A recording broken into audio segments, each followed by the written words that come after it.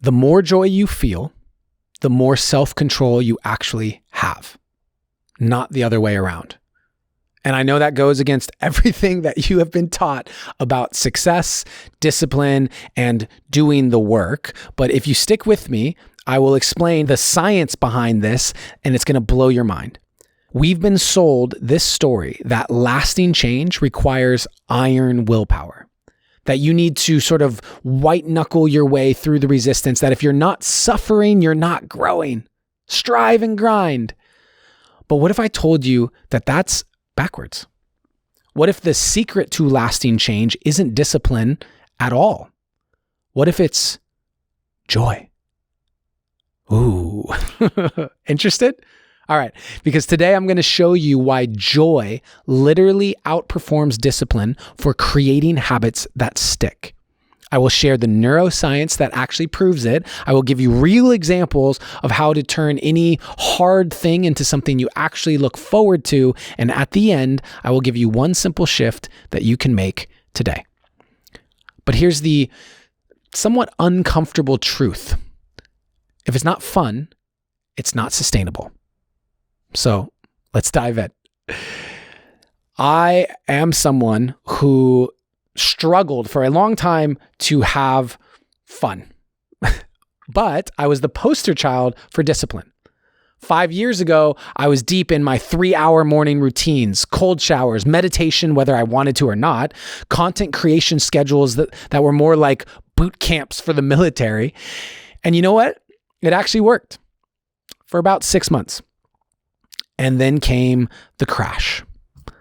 I remember I was sitting at my desk, I was staring at a blank page, and I felt nothing. There was no inspiration. There was no creativity, just this bone deep exhaustion. I felt what I have referred to as soul fatigue. And the thing was, my social media was growing, but I'd forced myself into success and I hated every minute of it. I suddenly resented the social media following that I had wanted so badly to build. And that's when I stumbled across this research that changed my perspective in a huge way. A study that showed that positive emotions don't just feel good, they literally reshape how our brains work. And I thought, what if I've been doing this all wrong? What if instead of forcing myself through routines that I hate, I designed practices that I was actually excited to do? For those of you who are new to the channel, my name is Adam Roa, and I have turned my art and my self-growth into joyful daily practices. I have built a career that's reached hundreds of millions of people without sacrificing my soul in the process, but I had to learn the hard way. And today, I'm going to show you exactly how to make the same shift without the painful lessons. And first, I guess we need to talk about the lie of discipline. You see, I love structure. I consider myself a disciplined person, but I've been taught that success requires sacrifice. That no pain, no gain, that we have to push through the resistance. And for a certain type of person, maybe 10% of the population, that actually can work. There are people out there, David Goggins, for example, who's just going to push through, and those people wind up writing the vast majority of these productivity books. They are the ones that host their podcasts and talk about their 4 a.m. morning routines. But for most people, that doesn't work. And when someone tries it, they lose momentum and they assume they aren't good enough to make their dreams a reality. They start comparing themselves to David Goggins and all these other people who have written these books about discipline, and they feel they are failing. But what if instead of thinking we were failing, we just we're able to see that there's a different approach? Okay, so research shows that 92% of people abandon their New Year's resolutions. Did you know I used to be a personal trainer? And we learned that 80% of new gym memberships are unused by February. Think about that. People sign up for new gym memberships in January and aren't using them just a month later. Now, do you think that 92% of all people have absolutely no discipline? I'm sure they have it in certain areas. I'm sure you have it in certain areas, which means it's not a discipline problem. It's a design problem. You see, when you force yourself to do something that you hate, your brain will literally fight you. It releases stress hormones. It activates the resistance pathways. It makes everything feel 10 times harder than it needs to be. And here's the thing that discipline pushers won't tell you. Willpower is finite. It runs out, usually when you need it the most. And believe me, I am not saying not to do difficult things. Dr. Andrew Huberman talks about this all the time. When you push through the wall of what you don't want to do, like a cold plunge, when you push through that wall, you're activating a part of your brain that when you start to develop that part of your brain, you become more resilient. Suddenly, you have more willpower to push through those hard times. So there is value in pushing through. However, the willpower runs out. And so it's not sustainable if every single day you are forcing yourself to do things that you don't want to do. But joy is renewable. Joy creates energy instead of depleting it. And science actually backs this up in ways that will probably make you rethink everything. Yeah, I know it did for me. Okay, 2016, researchers published something in the Frontiers in Psychology, and they found that positive emotions literally expand your cognitive flexibility. When you are feeling joy, your brain creates new neural pathways faster. You solve problems better. You become more resilient to setbacks. I want you to think about that for a second. When was the last time you had to force yourself to do something that you love? It just doesn't happen because joy creates its own momentum. You actually need to exert willpower to stop doing what you love. Just look at kids when you go and pick them up from a friend's house or their favorite sport. Here's another study. The British Journal of Health Psychology went even further with this. They tracked people starting exercise routines, and they found something absolutely shocking. That the single best predictor of who was still exercising a year later wasn't their fitness level. It wasn't their discipline. It wasn't even their goals. It was how much they enjoyed it. People who found ways to make exercise fun were 5 times more likely to still be doing it 12 months later. 5 times. If this is clicking for you, I want you to hit the subscribe button, okay? Because I share insights like this and practical tips in these videos. And if you're liking this one, you're going to like the rest of them. So hit that subscribe button right now, okay?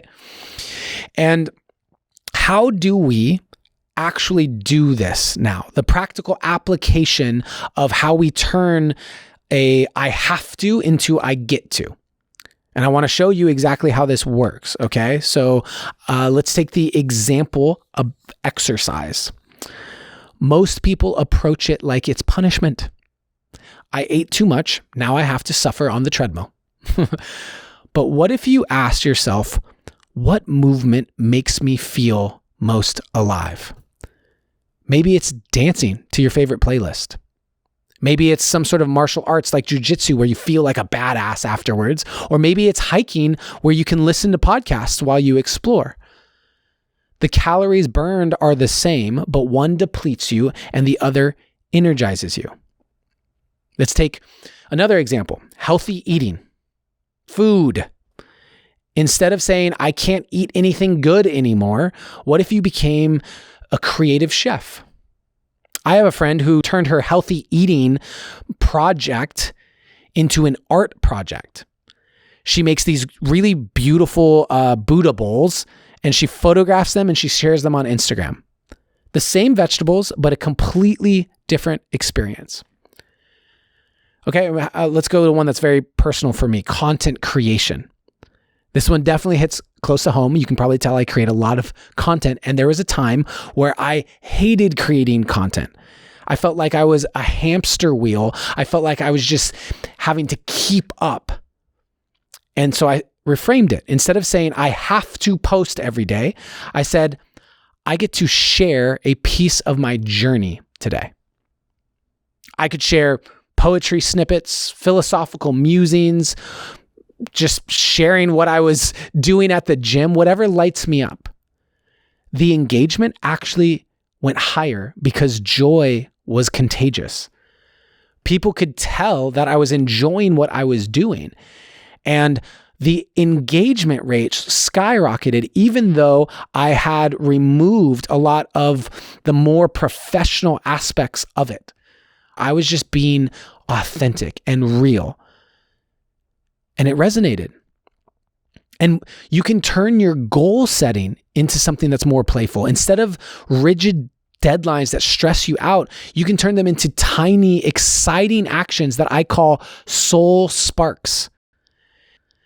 Instead of write 1,000 words, you say, write a page exploring that exciting idea you had in the shower. That one page, getting to explore, removes the pressure of the 1,000 words about what? Something that you don't even necessarily enjoy. And I want to share a personal example of how this transformed my biggest project, one that I'm so excited about. Have a book written by the end of the year. That was the goal. And that seemed reasonable. I had all these poems. It was going to be a poetry book. I had the vision for it. But every time I thought about writing a book, I started to get anxious. It felt like I was supposed to climb this gigantic mountain and I had no idea how to do it. And I broke down. I stopped. I froze. And I kept putting it off. But what I actually was able to do later on when I applied this to my life, what I'm sharing here, I started to break it down into smaller steps. But I didn't just make it smaller. I made each piece something that I'd enjoy. So writing a poetry book became task number 1, organize my poems into categories. The old me would have seen this as tedious and not looking forward to it, but I reframed it as I get to read through my journals like a neutral observer, right? When this was just a step of that gigantic mountaintop, when I was looking at the mountaintop, I didn't even want to take this step. But when I looked at that one step as a task that I could make fun and say, wow, I get to go back and read journals from 10 years ago, suddenly I'm not organizing. I'm rediscovering pieces of my journey. I'm laughing at old poems. I'm getting moved and crying at forgotten moments. It's the same task, but it's a completely different energy. And that is the key. And I'll use one more example, which was my email newsletter. I used to love doing it. And then eventually it became something where it felt like it was this weekly obligation that was hanging over me. And the reframe was, I get to go on a deeper philosophical exploration that fascinates me. My newsletters aren't just about cranking out more content anymore. They're about diving into deep questions that I love to explore. The newsletter now just happens to be how I share that exploration. It's a space where now I can go deeper than Instagram. And it's the same with these YouTube videos. I could see them as just another box that I need to check, another algorithm that I need to feed. Instead, I finally get to teach you frameworks that don't fit in my Instagram stories or in captions. These are longer conversations where I go so much deeper with people who actually want to be here. That's not work. I want to do that for free. You are here. You have given me more time than the hundreds of thousands of people that follow me on Instagram in this video. And that feels rewarding. You can probably tell in my body language and my energy right now. I get lit up thinking that you care. And I create this content for you. Now, each of those reframes around my book and my newsletter and these videos, it took something that felt heavy and it made it light, not by pretending that it was easy, but by finding the joy that was already hidden inside of it.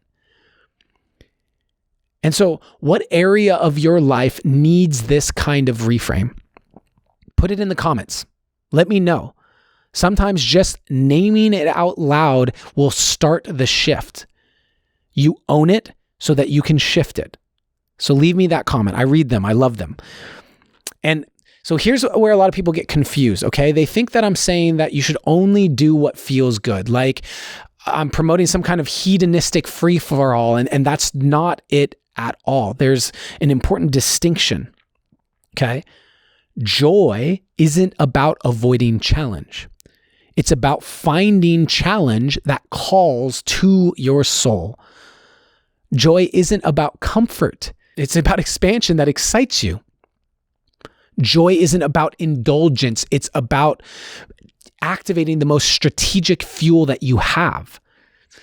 Because here's what I've learned over the years of doing this. Your soul already knows what it needs to grow, and it communicates to you through joy. That pull towards the books that you love, the conversation, those experiences that you feel drawn to, that's your soul leaving you clues for the direction of your dharma, the direction that is meant for you. But we have been taught to override it, to suck it up and choose to suffer instead. We have sleepless nights. We are supposed to outwork the competition no matter what the cost is, as if misery is some form of virtue. It's not. It's just a bad strategy. Because when you are actually lit up, you show up differently. You persist naturally. You inspire others without even trying. Joy isn't the reward for doing the work. Joy is the work. So I want to give you a practical exercise so that you can try this for yourself, okay? You can make it real. I want you to think of one area where you are forcing it. You are forcing discipline, where you are pushing and white-knuckling your way through. You got it? Now I want you to ask yourself, what would this look like if it were easy? If it were fun? What if I could actually look forward to this? What would that look like? Maybe your workout becomes a dance party. Maybe instead of sitting in meditation that you hate, you make it a walking meditation of exploration. Maybe your writing practice becomes morning pages at your favorite cafe. The goal doesn't change, but the energy completely different. And here's the thing, you don't have to get it perfect. Just 1% more joy changes the trajectory of your entire life. Start where you are now. Make one small shift towards pleasure, towards joy, and watch what happens. Because I really want you to get this. You are not weak for struggling with discipline. There's a part of you that's just really wise for recognizing that it doesn't work in that way for you. You're not lazy for wanting to enjoy the process. You're strategic in understanding that joy sustains you while forcing it depletes you. And you're, most importantly, this one, as someone who has struggled with the idea of being broken for so much of my life, I want you to know that you are not broken for being a person who runs on inspiration instead of obligation. You are exactly where you are supposed to be. And if you want more support with this shift, I have created something called Soul Momentum. It's 7 days of joyful soul sparks that are designed specifically for people who are done with this trap of discipline. Each day you add one small practice that actually feels good, that's creative and unique. And by the end of it, you've got a whole toolkit of sustained soul-aligned habits. The link is in this description if you really want to stop forcing and start allowing yourself to get creative with how you flow. But whether you join Soul Momentum or not, I want you to remember this. the path to lasting change isn't through your prefrontal cortex. It's through your heart. It's not through forcing, it's through feeling. It's not through simply pushing discipline, it's through joy. Because when you align your growth with what genuinely lights you up, you don't need so much willpower. You have something much more powerful. You actually want to do it. And that will change everything. If this landed, please hit that subscribe button so you're notified the next time I release my next video. My goal is that you can use these videos to help you to start to live a life of joy. Until next time, I want to remind you, if it's not sustainable, it's not the way. Find the joy and let the rest follow. Always, in all ways, you are seen, you are heard, and you are loved. Have a blessed day.